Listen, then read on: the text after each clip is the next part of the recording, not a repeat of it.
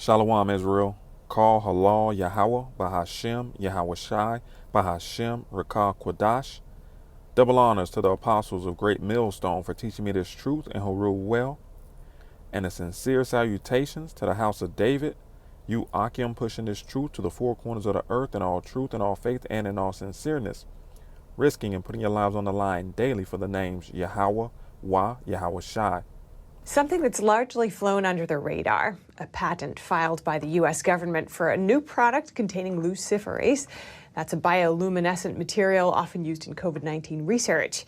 There are now reportedly proposals to use this product to start tracking people's vaccination status with an injectable that would sit under the skin.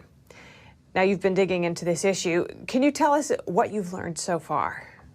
Well, I think people get hung up on the freaky name of it because it, of course, it sounds like they're talking about Lucifer from the Bible being like the devil. And, naturally people are concerned about, among the religious community, they talk about the mark of the beast and things like that. And, they're legitimately worried about that. And, of course, the media has a field day trying to debunk it and so on. The reality is this.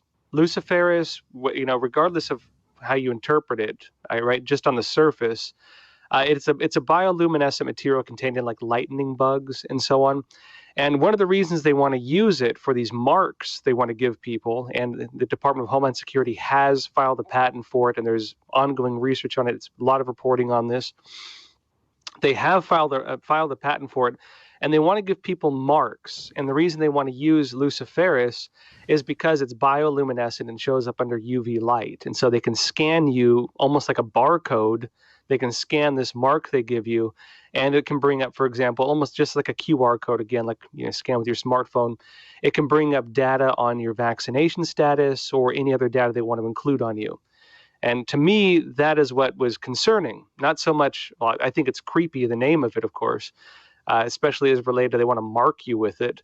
But to me, the bigger thing, well, arguably the bigger thing, at least the one on the surface, is that they want to do this in the first place. That they want to give people tattoos, essentially, using this bioluminescent material so they can tell whether or not you're listening to the government. That concerns me very deeply. They've already developed it. The issue is whether they will ever actually roll it out, and that's where we're at right now.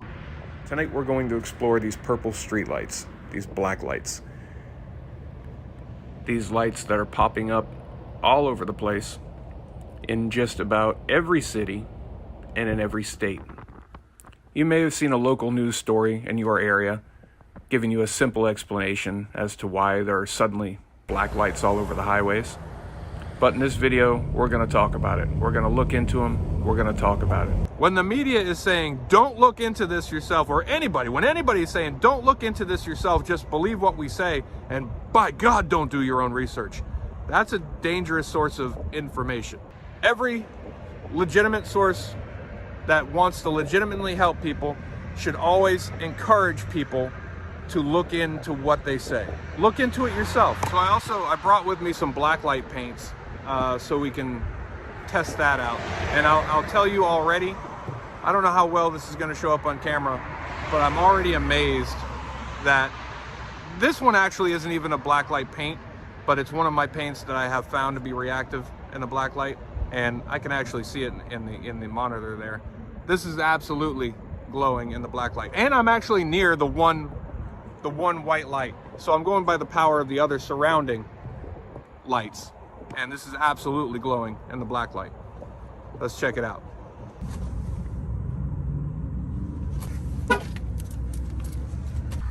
So we're gonna do a bit of finger painting. Let's see what we got. A little bit of blacklight red, a little bit of blacklight orange, and I can tell you, I hope the camera is picking this up pretty well because I can see it just right here. Blacklight yellow, blacklight pink. I can see how reactive these are very, very well. Actually, better than I even expected. And I shouldn't be surprised, but I'm a little surprised how reactive they are. Let's do some finger painting. Look at this. Look at that. Look how... So, for anybody that's saying, oh, that's not black light, You know, that's just an odd color. These are absolutely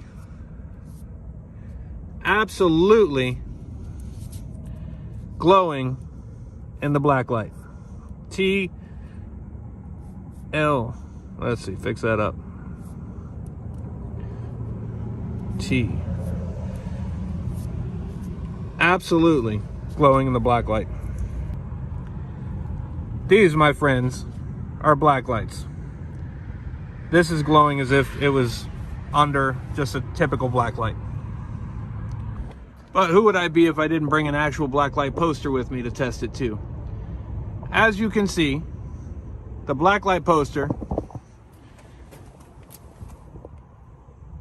is reacting almost as good as the paint. Actually, I think the paint's reacting a little bit better, but this is reacting to the lights. So these black lights, now you've seen them. If you haven't seen them in person for yourself, we're gonna come back and visit these, like I said, with the meter. What do you think? Why would they want these along highways and on ramps and within cities?